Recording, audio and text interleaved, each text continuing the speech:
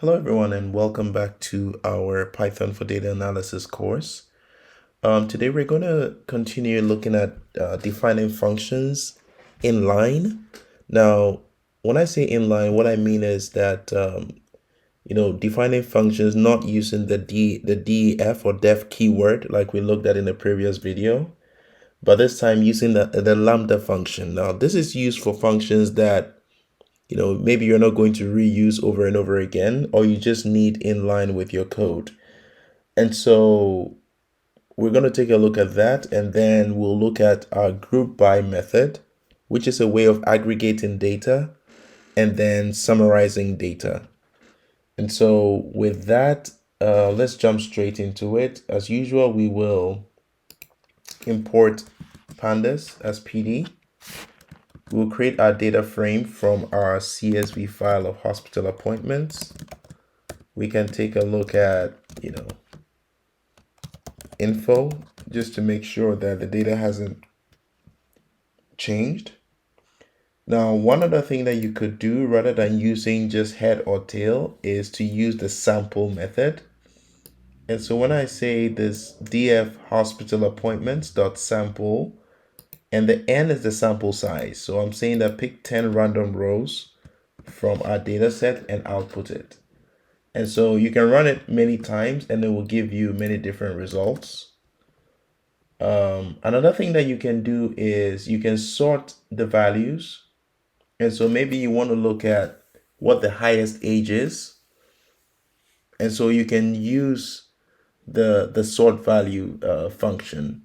So if we want to look at the highest age, we go df underscore hospital appointments, and then we use the sort values method and we sort it by, in this case, age, and then we specify ascending equal false. Now by default it's going to do from the lowest to the highest, but then if we say ascending is equal to false, then it's going to do from the highest to the lowest. So the highest age we're seeing is 115 years old. And then the lowest age we are seeing is -1. So that also speaks of maybe some data quality issues we have in this data set. Or we may have to find out what -1 means.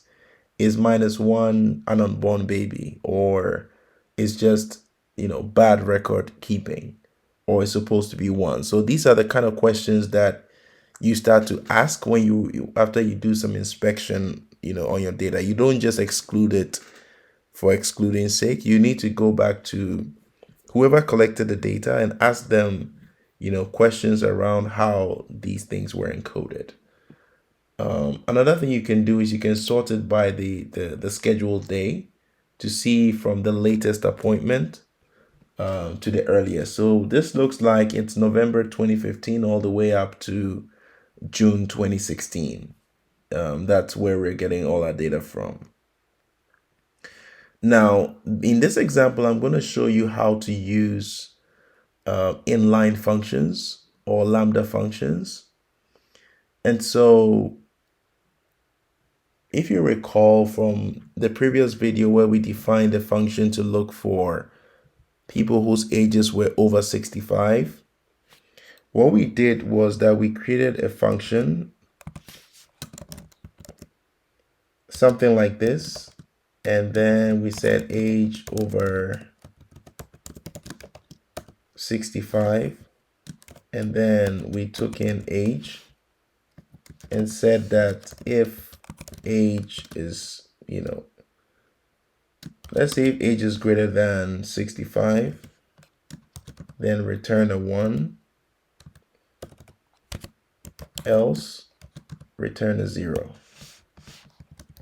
So return a 1, else return a 0. So we defined this function, and what we did was we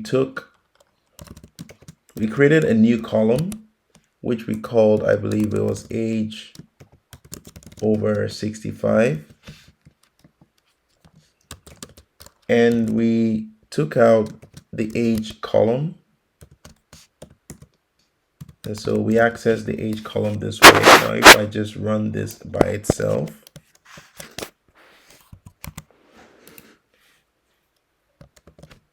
it just gives me that age column. And so we do that, and we did the apply method on this series, and then we put in the name of the function. So what was going to happen is the name, this function is going to look at every record of age and run it through, these conditions to return a 1 or a 0. And then it's going to create a new column, which is age over 65. So if we do now df underscore hospital appointment, we should have, and then we look at sample and we take maybe a sample of 20. We should have, a new column that says age over 65. And so here we have it as 1, and the age here is 75. As 0, the age is 24. Now, another way that we could do this without having to define this function, that's if we are not going to have to reuse the function over and over again, is using the lambda notation. So it's the same syntax. The only thing we are doing here is we have the lambda keyword, we have the variable name, and then we have the condition. And so what this is saying is that x is now the age. And so it's saying that compare x greater than 65. So if x is greater than 65, it will return a true. Otherwise, it's a false. And so we're going to create another column called over 65, and I'll call it over 65 lambda. And it's going to return a true or false. And so if we take a sample of 12, it's 0 and false match, 1 and true match. All right. So that's a way to look at, to use the lambda function. Now, lambda functions can be used in many other implementations like, list comprehensions, dictionary comprehensions, and some more, stuff in Python that are beyond the scope of this course. So the next thing we're going to look at is aggregating data. So the key thing about statistics and descriptive statistics is that you want to be able to, from your data set, summarize and be able to provide certain insights when you start doing your analysis. Now, if you look at a data set like this, it's difficult to be able to kind of read everything and know what's going on. And so things like, okay, the number of males to females, what the age ranges are, what number of people have these diseases called hypertension, diabetes, alcoholism, handicap, which neighborhoods they are from, and which days maybe had the most appointments, or which months had the most appointments, or which months had the most no-show appointments. So it's stuff that you can begin to look at, and most of that we can look at that using most of the time we can look at that using aggregations. And so we're going to create what we call, or we're going to use the group by method in our data frames to create, these aggregations. And so what we're saying essentially is that we're going to look at this data set and we're going to group it by gender. So we're going to take male and then just group everything with all the rows that are male would be like its own data set, and all the rows that are female will be its own data set. And so what we're going to do is we're going to use that, and we can do some more calculations on either male or female as we would want. So I'm running this piece of code, and I'm storing the result in group by gender. And I'm doing another one by the neighborhood. And then over here, I'm showing here that you can do it by multiple columns. So you can group by gender and neighborhood, or for example, gender and then hypertension. If we wanted to find out, what proportion of people had, hypertension for each particular gender. So over here, examples of things that we could find. Now, this group by forms what we call a group by object. And so if you look at the type of group by, say, gender, it gives you, it's a pandas called group by object. And the group by object has a method called size. Now, what size does for you is that it tells you the number of records in the categorical variable that we are grouping by. So essentially, what it's doing is that it's counting all the rows that are male and all the rows that are female, and it's giving us this breakdown, which I believe that we've seen before. If we look at group by neighborhood and look at the size, it's looking at every neighborhood, and there are 81 of them. And for each neighborhood, it's counting the number of patients that are in there.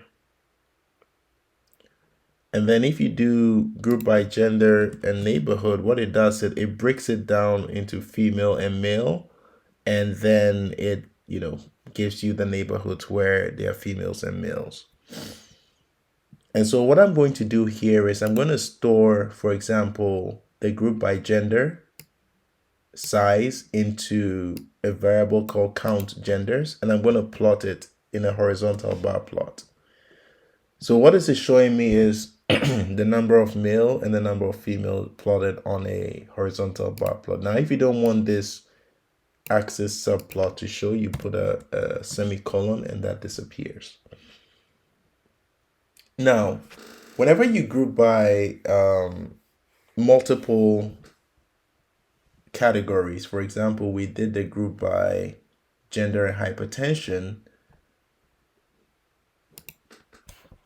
Let's show you something. So if we look at group by gender and hypertension and we look at size, it puts it in a format where, you have female 01 and then it gives you the numbers. But if you wanted to have the label on every row, what you need to do is use the unstack method. And what the unstack method does, if I run it here, is it provides us with a neater way of looking at this. So, you have your gender and you have your hypertension, and then it gives you a neat table that you can look at. And so what I've done here is I've stored this code that I run, the unstack, into this variable called count gender hypertension. And I'm going to plot this in a bar chart.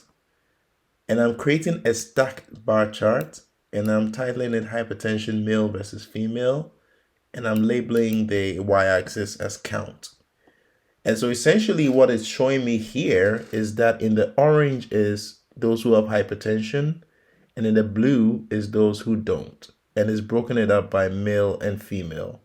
And so there's a lot of other things that you can do, like, annotating the graphs and things like that. But this kind of gives you an idea of the kind of plots that you can begin to make for your reports whenever you are doing your analysis, to show that, okay, if we are breaking down by male or female, this is, the proportion of people who have hypertension versus those who don't have. And so this is just an example of using the group by method to aggregate data and then to be able to plot it.